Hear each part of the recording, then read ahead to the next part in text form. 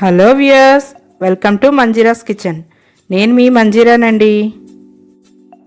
ఈరోజు నేను చాలా ఈజీగా ప్రిపేర్ చేసుకుని ఆలు బోండా ఎలా తయారు చేసుకోవాలో చూపించబోతున్నానండి. దీనికోసం ముందుగా మనము స్టఫ్ ప్రిపేర్ చేసుకుందాం. నేను దీనికోసం స్టవ్ పైన పాన్ పెట్టుకొని ఒక 3 టేబుల్ స్పూన్స్ ఆయిల్ వేసుకున్నాను. ఇందులో ఒక కప్పు ఇలాగ ఆనియన్ స్లైసెస్ కింద కట్ చేసుకొని వేసుకున్నానండి. ఈ ఆనియన్ అంతా కూడా బాగా కొంచెం మనం ఫ్రై అవనిద్దాము.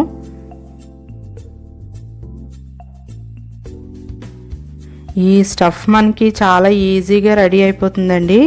ముందు మనము ఆనియన్ ఇలా ఫ్రై చేసుకుంటున్నాం కదా, ఇందులో నేను ఇలా చిన్న చిన్నగా కట్ చేసుకున్న పచ్చిమిరపకాయ ముక్కలు వేస్తున్నాను. ఇవి ఎక్కువ వేసుకుంటే చాలా బాగుంటాయండి, మధ్య మధ్యలో మనకి తగులుతూను. ఇవి కూడా వేసుకున్నాక కొంచెం మనము ఫ్రై చేసుకొని ఆ తర్వాత ఇవన్నీ బాగా ఫ్రై అయిన తర్వాత మనం ఇందులో అల్లం వెల్లుల్లి పేస్ట్ వేసుకోవాలి. నేను 1 స్పూను అల్లం వెల్లుల్లి పేస్ట్ వేసానండి. ఇదంతా కూడా బాగా మొత్తం కలుపుకోవాలి, పచ్చివాసన పోయే వరకు కూడా కలుపుకున్న తర్వాత మనము ఇందులో మిగతావన్నీ వేసుకోవాలి. ఈ అల్లం వెల్లుల్లి పేస్ట్ ఇదంతా వేసిన తర్వాత మంచి స్మెల్ వస్తుందండి. పచ్చిమిరపకాయ ముక్కలు కూడా మనం ఎక్కువ వేసుకున్నాం కదా. చూడండి, ఇదంతా బాగా ఆనియన్ కొంచెం కలర్ చేంజ్ అయింది కదా. ఇప్పుడు ఇందులో నేను ఒక 1/2 స్పూన్ పసుపు వేస్తున్నానండి. అలాగే పసుపుతో పాటు మనం సాల్ట్ కూడా వేసుకుందాం. నేను ఇందులో టేస్ట్కి సరిపడా సాల్ట్ వేసాను. అలాగే 1 స్పూన్ కారం వేసుకోవాలి. దీంతో పాటు 1 స్పూన్ నేను గరం మసాలా కూడా వేస్తున్నాను. ఇవన్నీ వేసుకున్న తర్వాత ఒకసారి మొత్తం అన్నీ కలిసేలాగా బాగా కలుపుకోవాలండి. మీకు నా వీడియో నచ్చినట్లయితే లైక్ చేయండి, షేర్ చేయండి అండ్ నా ఛానల్ని తప్పకుండా సబ్స్క్రైబ్ చేసుకోండి. అలాగే పక్కనే వచ్చే బెల్ ఐకాన్ని తప్పకుండా యాక్టివేట్ చేసుకోండి. ఇప్పుడు చూడండి, ఇదంతా బాగా కలిసింది కదా. ఇప్పుడు ఇందులో మనము ముందే ఉడికించి పెట్టుకున్న పొటాటో వేసుకోవాలండి. నేను దీనికోసము పొటాటోస్ ముందే బాయిల్ చేసుకొని పీల్ చేసేసుకొని ఇదిగో చూడండి ఇలాగ మ్యాష్ చేసుకున్నాను. ఇదంతా నేను 1 కప్పు తీసుకున్నానండి. ఇలా 1 కప్పు పొటాటో మ్యాష్ చేసుకున్న ముద్దను కూడా మనము ఇందులో వేసుకొని ఇదంతా వేసుకున్న అన్ని కారము, మసాలా, ఉప్పు అన్నీ కూడా ఈ పొటాటోకి పట్టేలాగా గరిటతోటి మెదుపుకుంటూ నేను చూపిస్తున్నాను, చూసారా?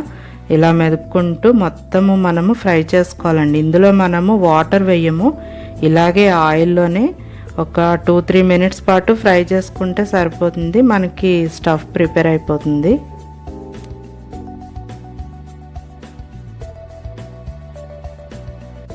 దీన్ని మనము ఇలా ఎంత బాగా మెదుపుకుంటూ ఫ్రై చేసుకుంటే అంత బాగా మనకి స్టఫ్ ప్రిపేర్ అవుతుందండి.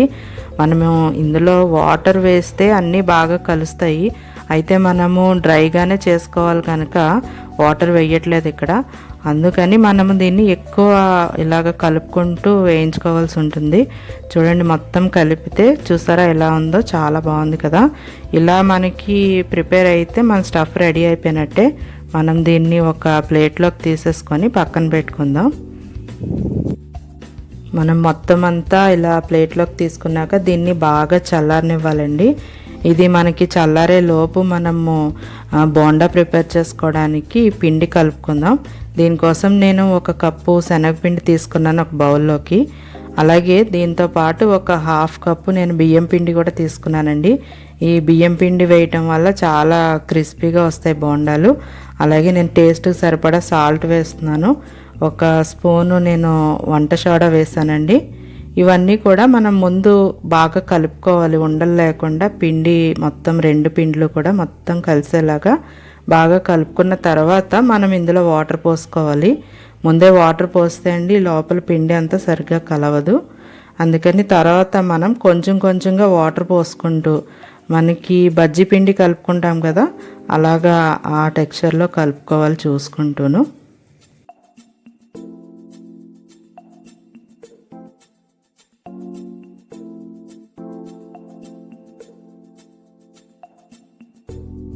చూడండి, ఇలా కలుపుకుంటే సరిపోతుంది, మనకి ఈ కన్సిస్టెన్సీ సరిపోతుంది. మనము ఇందాక స్టఫ్ పెట్టుకున్నాం కదా పక్కన, ఇదంతా చల్లారిపోయింది. దీనికి మనము రౌండ్ బాల్స్గా ప్రిపేర్ చేసుకోవాలండి. నేను చూపిస్తున్నాను, చూసారా? ఇలా కొంచెం కొంచెంగా తీసుకుంటూ మనము దీన్ని ఇలాగా అన్నీ కూడా బాల్స్గా ప్రిపేర్ చేసుకొని పక్కన పెట్టుకుందాం.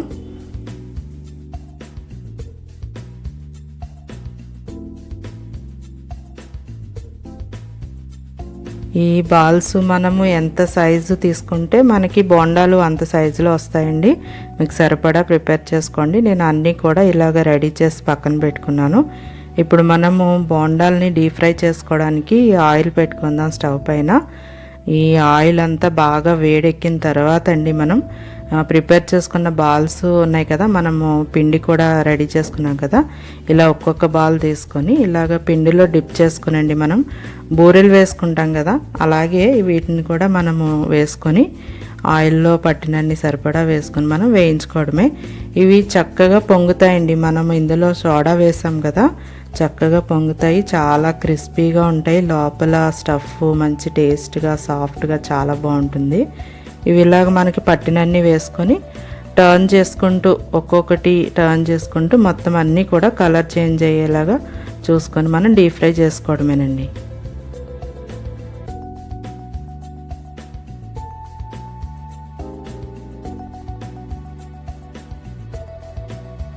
మనము ఇలాగా టర్న్ చేసుకుంటూ రెండు వైపులా కూడా మొత్తం బాగా డీప్ ఫ్రై అయ్యేలాగా చూసుకోవాలండి. చూడండి, కొద్ది కొద్దిగా కలర్ చేంజ్ అవుతున్నాయి కదా, ఇలా ఫ్రై అయితే సరిపోతుంది. మనము ఇంకా వీటిని తీసేసుకోవచ్చు.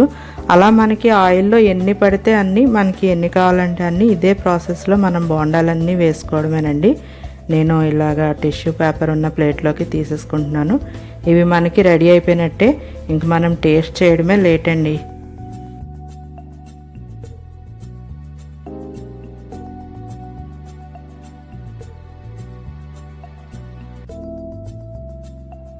అంతేనండి, వేడి వేడిగా ఆలు బోండా రెడీ అయిపోయినాయి.